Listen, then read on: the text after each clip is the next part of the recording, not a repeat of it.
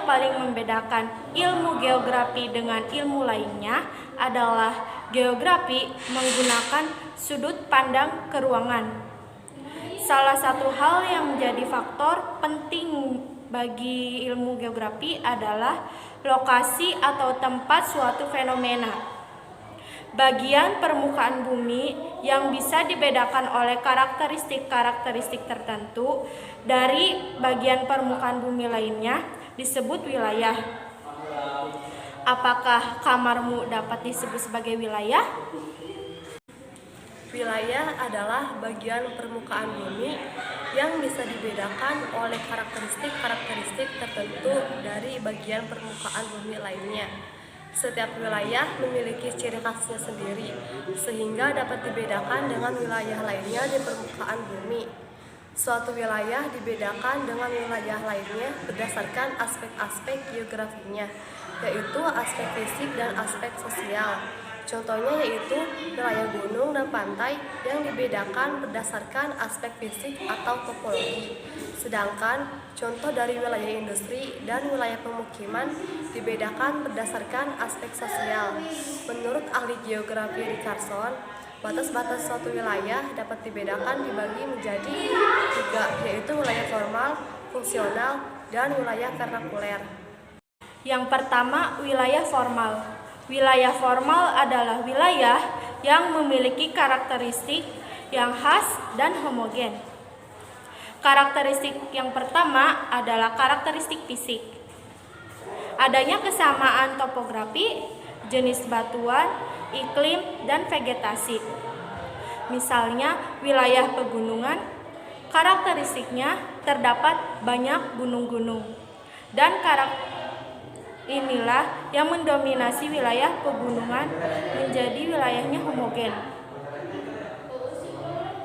Yang kedua, karakteristik sosial. Terbentuk karena adanya keseragaman, baik kesamaan kriteria fisik atau sosial. Misalnya, dari segi bahasa, kita bisa bilang wilayah Indonesia itu homogen karena semua orang bisa berbahasa Indonesia. Kedua, wilayah fungsional. Wilayah fungsional adalah sebuah wilayah yang dicirikan dengan adanya kegiatan yang saling berhubungan antara beberapa pusat kegiatan secara fungsional. Cirinya heterogen, terdapat beberapa kegiatan dan dinamis atau dapat berubah-ubah. Contohnya, wilayah Jabodetabek dikatakan wilayah fungsional karena memiliki pusat kegiatan di Jakarta dan kota-kota di tepinya untuk mendukung pusat kegiatan tersebut. 3. Wilayah vernakuler adalah wilayah yang terbentuk oleh pemikiran orang banyak. Wilayah vernakuler mempunyai peran penting dalam identitas budaya tapi tidak mempunyai batas-batas secara resmi atau jelas. Jadi wilayah vernakuler terbentuk karena persepsi orang banyak saja. Contohnya, Bogor kota hujan, Surabaya kota pahlawan. Istilah dari wilayah itu region, berikutnya kawasan. Bagian dari wilayah yang difungsikan untuk hal tertentu disebut fungsional. Ruang yang memiliki batas-batas tertentu yang ditentukan secara administratif disebut daerah. Kawasan itu bagian dari wilayah atau region yang difungsikan untuk hal tertentu. Misalnya, di wilayah kota, kawasan industri, kawasan pemukiman, dan kawasan perkantoran.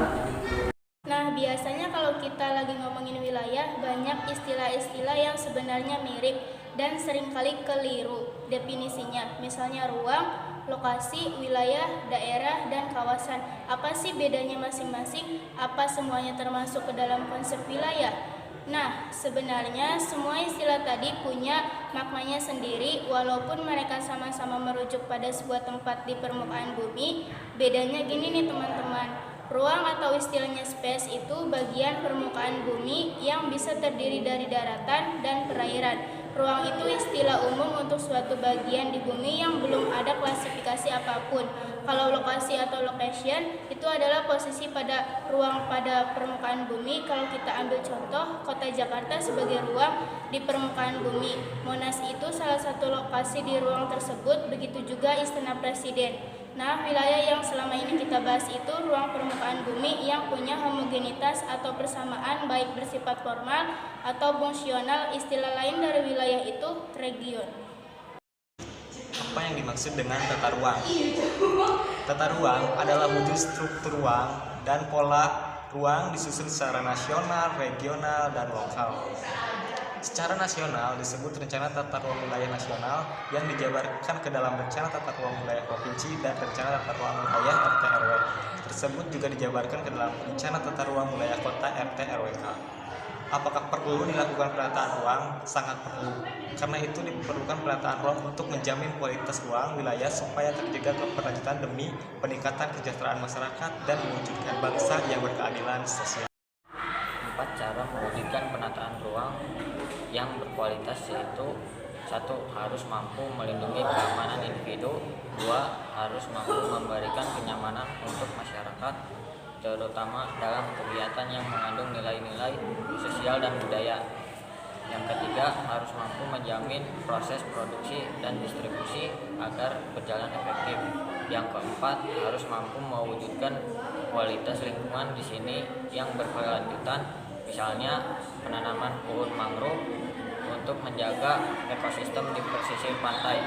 Tujuan dari penataan ruang adalah mewujudkan ruang wilayah yang memenuhi kebutuhan pembangunan dengan senantiasa berwawasan lingkungan, efisiensi dalam alokasi investasi, bersinergi, dan dapat dijadikan acuan dalam program pembangunan untuk tercapainya. 4 tahap dalam sistem penataan ruang, yaitu pengaturan. Pemerintah telah mempersiapkan penyelenggaraan penataan ruang dengan sebaik-baiknya melalui peraturan perundang-undangan serta norma standar pedoman atau MSPK. Lalu melalui pembinaan untuk meningkatkan kinerja penataan ruang yang diselenggarakan seperti melakukan koordinasi sosialisasi, informasi, dan peran masyarakat. Lalu pelaksanaannya meliputi perencanaan tata ruang, pemanfaatan ruang, dan pengendalian penataan ruang. Lalu melalui pengawasan agar penyelenggaraan penataan ruang dapat terwujud sesuai peraturan perundang-undangan. Lalu ada 4 pemanfaatan ruang yang tidak memperhatikan tata ruang wilayah. Berdasarkan Undang-Undang Nomor 26 Tahun 2007 tentang penataan ruang, pasal 76 dijelaskan bahwa pada saat rencana tata ruang ditetapkan, semua pemanfaatan ruang yang tidak sesuai dengan rencana tata ruang harus disesuaikan dengan rencana melalui kegiatan penyesuaian pemanfaatan ruang. Setelah rencana tata ruang diberlakukan, pemanfaatan ruang yang tidak sesuai atau tidak memperhatikan tata ruang wilayah, baik yang dilengkapi dengan izin maupun yang tidak memiliki izin, dikenai sanksi administratif, pidana, penjara, atau sanksi pidana denda. Pemanfaatan ruang yang tidak memperhatikan tata ruang wilayah antara lain adalah pengembangan pabrik tekstil konflik hutan di Provinsi Riau karena mempengaruhi kualitas lingkungan. Lalu ada pemukiman di sepanjang sempadan sungai di Provinsi DKI Jakarta. Lalu ada rencana tata ruang wilayah kota Palangkaraya yang berada pada kawasan hutan lindung. Lalu ada reklamasi Teluk Benoa di Provinsi Bali.